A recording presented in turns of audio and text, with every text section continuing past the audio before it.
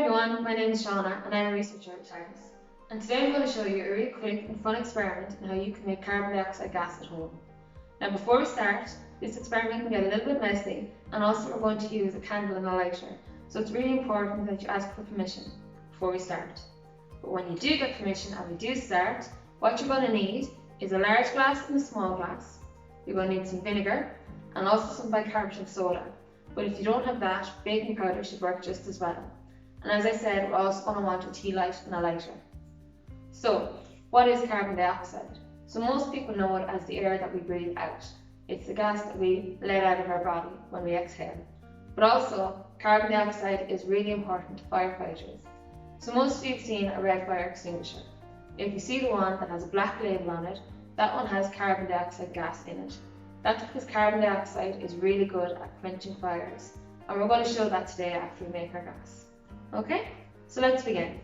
First thing I'm going to do is I'm going to take my large glass and I'm going to pour my bicarbonate soda in there. Okay.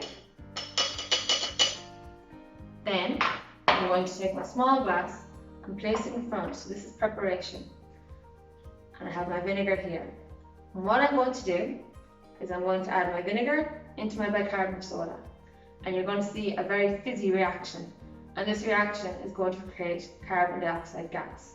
So this fizzing is called effervescent, and I'm sure you're familiar with those words from fizzy tablets. And also, the carbon dioxide gas is heavier than air. So if I'm careful, I can almost pour the carbon dioxide in, but I can't see it, so I have to be really careful that it's right over my small glass. Okay, so here goes. This is the messy part. Adding in my gas. So you can see all the fizzing there. So I just don't want to get any of that bubbles into my glass. If they do, it's okay. But I just like to have a nice clean glass.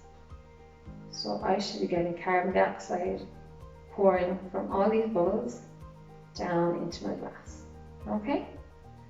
So hopefully I have enough there. And the next thing, I'm going to light my tea light. And we're going to see how good carbon dioxide is at quenching fires. Let's have a look. You see? So my carbon dioxide gas put out the fire. And that is a really easy way that you can make carbon dioxide at home.